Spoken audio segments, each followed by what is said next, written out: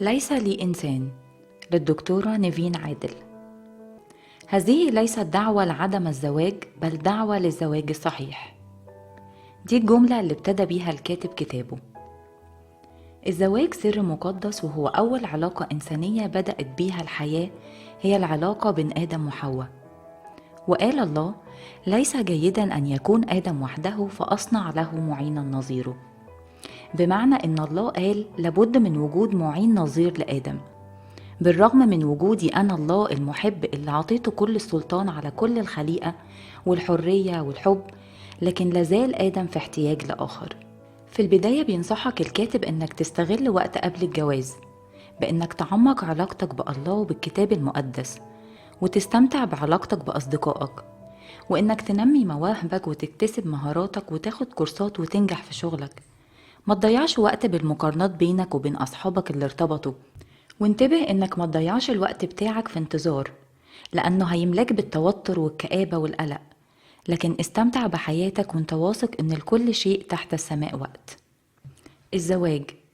الزواج هو أكتر علاقة إنسانية متوازنة، فالأمومة عطاء أكتر من أخذ، والبنوة أخذ أكتر من عطاء. أما الزواج فالطرفين بيدي وبياخد. وقال الكاتب إن في معتقدات غلط لازم تنتبه ليها. الأول، إني مش قادر أعرف إرادة الله في حياتي كشريك الحياة. ورد الكاتب: اتأكد إن إرادة الله مش لغز أو سر، لكن ربنا دايما عايز يعلن إرادته للإنسان. لكن اللي بيمنع إنك تعرف إرادة الله إن إرادتك مختلفة عن إرادة الله، وإنك بس محتاج موافقة ربنا على إرادتك أنت علشان تهرب من تحمل المسؤولية ونتائج قرارك. اتأكد إن صوت ربنا هيكون واضح ليك لو حقيقي كنت عايز تسمع صوته وتخضع لإرادته. هو قال: أعلمك وأرشدك الطريقة التي تسلكها، أنصحك عيني عليك. تاني معتقد غلط إن ربنا لازم يديني علامة معينة للشخص المناسب ليا. كتير من الزيجات الفاشلة اتبنت على تفسير غلط لأحداث على أنها علامة من ربنا. وبينصحك الكاتب إنك ما تفرضش على ربنا طريقة معينة عشان يعلن ليك مشيئته. وما تفسرش غلط موقف عبد إبراهيم في اختيار شريكة حياة لإسحاق. فسقي الجمال ما كانش علامة أو إشارة من ربنا، لكن صفة اتمناها في زوجة إسحاق، وكأنه بيقول: يا رب أنا جيت للمكان الصح في الوقت الصح حسب تعليمات سيدي إبراهيم. فاتمنى إن زوجة إسحاق تكون فيها صفة التواضع وإكرام الغير. وسأل الكاتب سؤال: إيه السبب إن شباب كتير عندهم مخاوف من الزواج؟ ورد الكاتب إن كتير بيخاف من الفشل لبعض الأسباب، منها الأول إنهم مروا بتجربة فشل في زواج والديهم أو حد قريب ليهم، أو سمعهم عن زيادة عدد الانفصال والخلافات الزوجية. وعلاج الأمر ده إنك تصلي كتير لارتباطك، وإن ربنا يديلك الحكمة في الاختيار قبل الاختيار، وإنك تكون أكتر تدقيق في اختيار شريك حياتك. تاني سبب هو الخوف من المجهول. فكتير من الشباب بيقلق ويتردد بسبب عدم ضمان بكرة، لكن علاج الأمر ده هو الثقة في الله ضامن بكرة بكل ما فيه.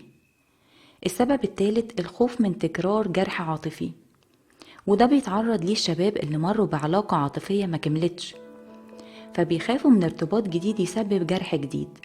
والكاتب بيقولك هنا: لو مريت بالأمر المؤلم ده، اتأكد ان هو ضاف ليك رصيد من الخبرات اللي هيفيدك في التأكد من الاختيار الصح بعقلك ومشاعرك، مش بواحد فيهم بس. رابع سبب الخوف من الرفض، خصوصا لو مريت بالرفض المتكرر والإحساس بالإحراج من شخصيات مختلفة. وهنا بينصحك الكاتب إنك تتدرب على طريقة التقديم اللي كتير بتفرق في القبول، وإنك تطلب مساعدة المعارف والأصدقاء اللي بيسهلوا الخطوة دي. وهنا سأل الكاتب: أعمل إيه لو ملقتش شريك الحياة المناسب؟ هل أرتبط بشخص أقل من التوقعات بتاعتي بكتير عشان ما ضيعش فرصة الجواز؟ وجاوب وقال إن التصرف الحكيم إنك ما تتسرعش في الارتباط بشخص مش مناسب، مهما كان الإلحاح والضغط عليك من الأهل أو الأصحاب أو المجتمع. لأن الزواج المسيحي مفيش رجوع فيه، هي فرصة واحدة ما تضيعهاش باختيارك الغلط، عشان هتدفع تمنه الحياة كلها. وبينصحك الكاتب إنك ما تقعش تحت فخ المجتمع اللي بيقولك يلا اتجوز بسرعة، بدل ما تضيع فرصة الجواز للأبد، أو اتجوز بسرعة عشان تخلص من أسئلة الناس المحرجة. الله اداك حرية الاختيار، حرية اختيار شريك حياتك، والحرية مسؤولية، ولأنك وحدك هتتحمل نتيجة اختيارك، فاختار صح. وقال الكاتب إن في مشاكل بتقابل الشخص اللي اتأخر في الجواز، زي مشكلة المجتمع الشرقي ونظرته للشخص اللي مش متجوز، وللأسف الأمر ده مش هنقدر نغيره، لكن يقدر الإنسان يتكيف مع النظرة دي ويحتملها من غير ما يقبلها أو يتبناها كوجهة نظر شخصية. بمعنى إنك ما تصدقش كلام المجتمع بأنك وحيد وحزين وأكيد ناقصك حاجة، وما تسمحش لأفكارهم تسيطر عليك. اجري على ربنا بكلامهم المؤلم، واطلب منه يساعدك إنك ما تتأثرش بكلامهم. مشكلة تانية وهي ضغط الأهل، لكن اعرف دايما إن ده بينبع من حبهم ليك وإنهم بيتمنوا ليك السعادة. علشان كده طمنهم إنك مش رافض فكرة الجواز، لكن منتظر الشخص المناسب وفي الوقت المناسب. وفي الآخر ساب الكتاب معاك 5 نصايح. أول واحدة: فترة قبل الجواز فترة مثمرة، استغلها كويس. 2: إنك ما تتجوزش أفضل ما تتجوز جواز غلط. 3: إن تأخرك في الجواز مش عيب فيك أبدا. 4: اختار صح شريك حياتك لأنك وحدك اللي هتتحمل نتيجة اختيارك. 5: تقدر تعيش سعيد لغاية ما تتجوز، وتقدر تعيش سعيد حتى لو ما تجوزتش. الكتاب حلو ومفيد ومليان بالتفاصيل، بنشجعك تشتريه وتقراه وأكيد هتستفاد أكتر. ربنا معاك.